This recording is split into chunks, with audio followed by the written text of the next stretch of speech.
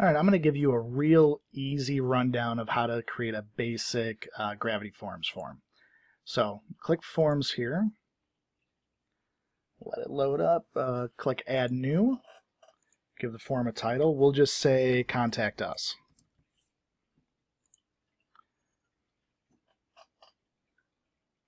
So in here, this is where you're going to drag and drop the fields that you're going to want to use for your form.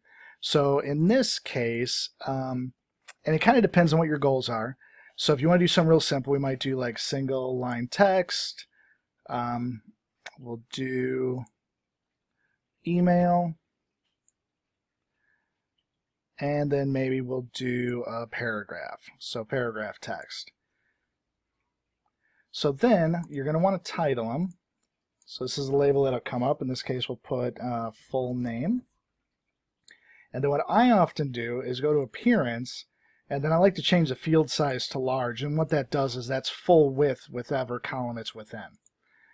So I'll do that there. This is by default. Email, Appearance, large, and then title the paragraph box here. So if you're kind of trying to fit this in a smaller space, for the paragraph box, you're not really adjusting the width. It's more based on the height. So you can see what I'm talking about here up top. If we change it to small, it shrinks, and then of course large will be really large. I often like to put something small. Usually when people are asking a question on your website, it's pretty quick, and you might be trying to fit your contact box into a smaller space.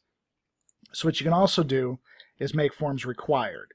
And then what that of course means is that the field will have to be we'll have to have something in it before the user will be able to submit it.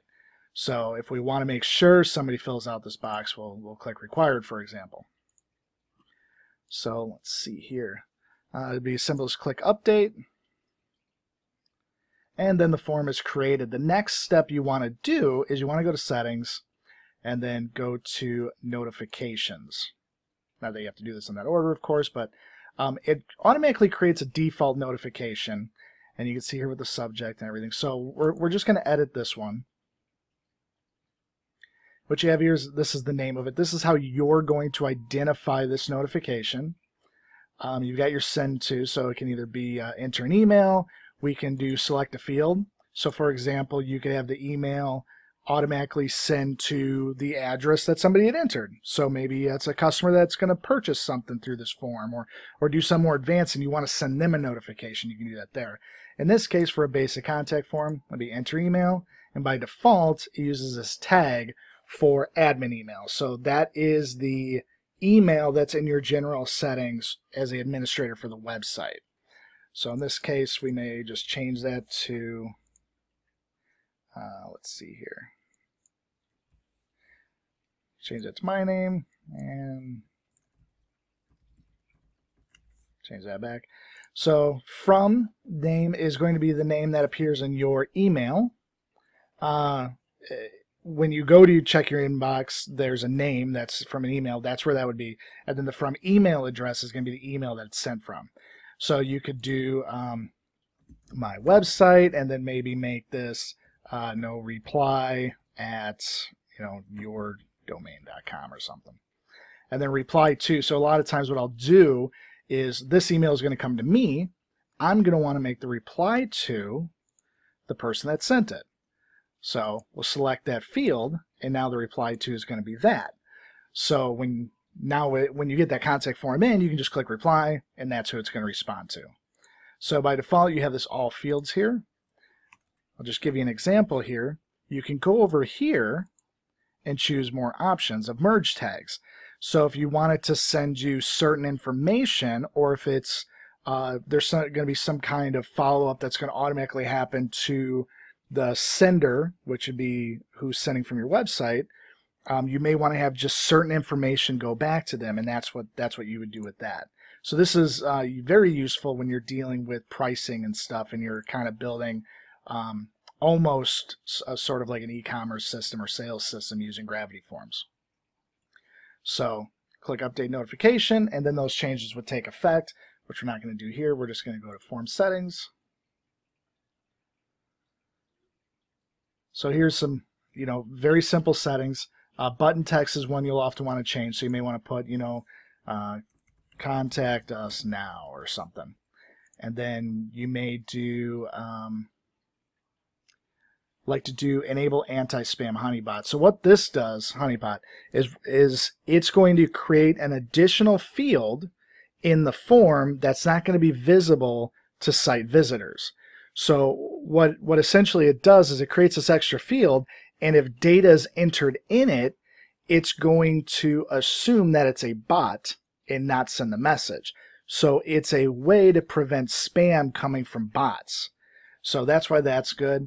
You can schedule the form so it turns on and off at certain times, require users to be logged in. There's lots of things you can do with this. And then what we'll get into in another video another time is conditional logic, which is really what takes Gravity Forms and brings it to the next level. So that's it for the most part. We'll cover notifications here. Notifications is what happens after the form is submitted. So I'm sorry, I meant confirmations. So confirmations, it gives you a default, and the default is just a little blurb of text that displays when somebody submits the form. So they submit the form, thanks for contacting, this is what is said. If you want them to send to a page, for example, you can have it go to a page, or you can enter a URL manually, and you can also pass a data field, which we'll just cover in another video. But now that's about it for setting up the form. So lastly, what I will show you, let's just go to New Post. And you're going to see this button in your visual page editor, visual text editor. So add form, you can select the form, choose a couple of different options here, enable Ajax, especially if you have a more complicated form. That's nice to have going. It allows you to do things like, for example, if you have a form with several pages, Ajax will allow it to not have to move to another page not physically, but literally in the form. It'll do it all on the same page you're in. So we'll just remove these, click Insert Form. It's going to do a short code. It's going to take the ID of the form, title's false, description false, and that's how the form's going to work there. If we were going to use, let's say, a page builder, so we use Beaver Builder, so I'll show you this in Beaver Builder real quick, which I haven't really ran yet. Okay, so in Beaver Builder, if you're using Ultimate Beaver add-ons or Power Pack, they come with Gravity Form modules that you can just use. So let me see if I can find it here. Here we go, Gravity Form Styler. So instead of using the short code, this will give you a little more flexibility of how to design it. So you can again choose the things like where you're going to get the form, the title and description. You can get it from Gravity Form itself into your own. Here's your Ajax, and then there's a bunch of styling options that you can choose. But this is a nice way to enter it as well. You will notice that on builders, and Beaver Builder's one of them, maybe not all builders, of course. If you use a text editor, they actually remove a lot of the buttons that's at the top of that visual editor. So that add to form won't be here, and you'd have to manually enter the shortcode anyway. So this is nice that you can just use this module. So that's how you get it to your website, and that's the basics of how to use Gravity Forms.